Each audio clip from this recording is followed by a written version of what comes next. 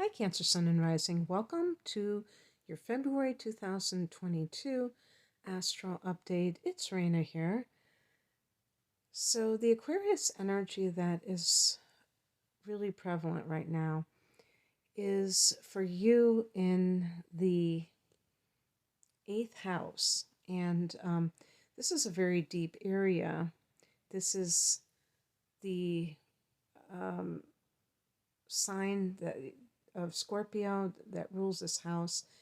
And the affairs of this house are all about getting deeper, digging deeper into your psyche, uncovering your shadow. And that's kind of like the psychological or spiritual excavation. But then on top of that, you have digging deep when it comes to the meaning of life. The ninth house can be the meaning of life too. There's some correlation between the Sag energy of the ninth and the Scorpio energy of the eighth, in that they're both spiritually connected. But with Sag, it's more of like the philosophical structure. You know, what is my, what is my belief system about life, the world, whatever you want to call it? No, it would be more of not really the world, but what is my conduct, my standard of conduct, or whatever you want to call it. That's one thing. My values, my, morals, I guess you would say too. With the eighth house, it's more about the secrets of the universe. So it's much more metaphysical. The ninth house is more like the structured belief systems or the organized religions and their dogma, their teachings. So we are going, the energy is going to move from the eighth and ninth houses. So you're going to have this theme come up of the spiritual at this time in one way, shape, or form. Even with Saturn, this isn't happening this month, but this is the last month that Saturn is spending the entire month in Aquarius, in that eighth house. And then it's going to go into the ninth house in March. So this kind of thing, that idea of structure, and maybe it's even like the kind of teachings or studies that you're undertaking that have this kind of broad theme of the outer and inner with spirituality. But anyway, that's a little bit beyond the scope of this. This is a month where all the planets are direct, so it does favor new beginnings. But something that can be just the opposite of that is occurring on the 5th of the month, because we have a full moon at 16 degrees of Leo.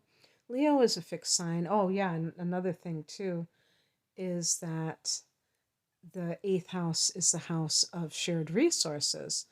So that could be featuring in your money and other people's money, because the full moon on the 5th is at 16 degrees of Leo. Leo is the second house of earned income, and this can be some kind of maybe increase in the money that you're earning. For some people, it might be like if you're retiring, or if you are changing jobs, or just leaving your job, or you have been let go of your job in some cases, that you are no longer earning money from a particular source. Now, at the time of a full moon, the sun is opposing it from the opposite sign and the opposite house. And in this case, we're talking about the eighth house, where Aquarius sun is at. So, let's say somebody gets an inheritance. Well, actually, I don't know if that would really be a good example, because the eighth house can be an inheritance. But I usually don't think of the sun there as giving that inheritance. I usually think of a full moon or lunar eclipse, but who knows? Maybe any kind of trigger could or even Venus in the eighth, or Jupiter could be that. Um, but if something has occurred in this area, if you have received some money, maybe from a past inheritance, not, I wouldn't say that long ago, but you might be saying to yourself, you know what, I don't have to work anymore, so I'm going to let go of that way of life and I'm just going to live on this. Um, I don't know if dividends would fall into the eighth house, but I like to think of them as well because it's not money that somebody has earned, but it could be a gift. It could be uh, some kind of insurance payout, something where you get money from some other source. And that can alter a person's financial life. They may choose to quit their job because maybe they didn't like what they were doing. They were just doing it to pay the bills. So it kind of shifts things. It doesn't necessarily mean that the person has less money because they quit that source of income. They may, if I know my cancers, you would probably only do it if it's something that was comparable to what you were already getting, because you might be too afraid to like let go of that.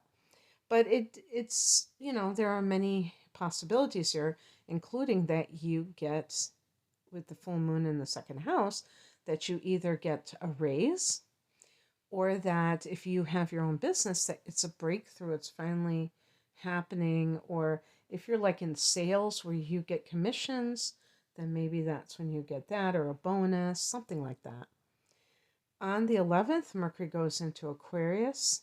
So Mercury goes into that very deep place. And like I said, because Saturn has been here for the last few years, I wouldn't be surprised if some cancers have actually either been doing a course of studies that astrology and the tarot and other occult sciences, shamanism, healing, magical healing, shamanic healing, um, that you've been studying these things the past few years. And so you may be embarking on something new in this area, because you did have um,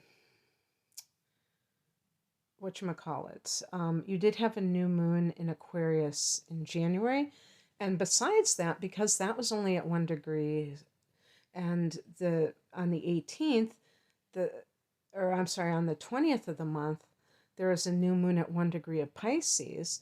For some of you, this actually may be in your eighth house and not your ninth house. And that could be a new course of studies that you're undertaking.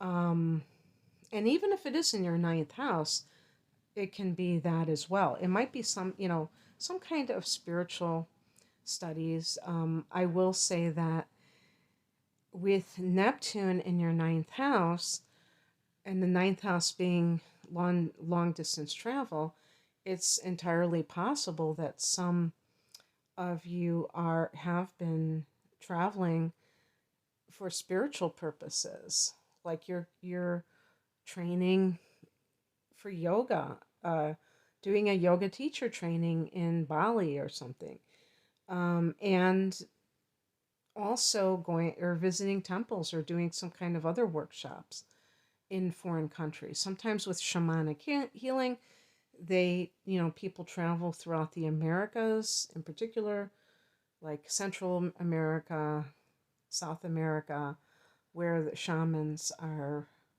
plentiful, I think. um, let's see what else I want to say that's going on here. I just think that it's very deep period of time, very spiritual time for you, Cancers. But there may be a little bit of money thrown in there, so that might be good, for you as well. that's what I have for you. I hope that this resonated. If you would like a private reading with me, I'm promoting my double readings because they are um, package deals. And so you get a discount. It's a pretty good discount versus buying them separately, which some people do because some people don't care about both types of readings. But those who do, it's more in depth that way. An hour of natal chart analysis, an hour of transits for a special price. Also, if you like the tarot, I do that. A full length tarot reading with usually it'll be natal chart analysis. I like to do that if I'm doing a tarot and if I have a new client because that's how I get to know you better. But if you just aren't into it, I can do the transits. That's called the whole enchilada. The other one's called deep dive. And I have standalone readings, life path readings. If you're kind of adrift, maybe some of the things that I point out can be a catalyst for your alignment on, where you want to be. I really stress self-empowerment, which I think is so important when you're doing astrology. It's so easy to get sucked into this idea that we are dependent on outer forces. And I simply don't believe it's true. I know that probably sounds contradictory being an astrologer, but I really thought long and hard before I even did this in the first place because the last thing I want to do is give people this idea that everything is predetermined and they just have to hope and pray that they get some good transits. Nah, I don't believe that. But anyway, I hope you have a great month. Take care. Bye.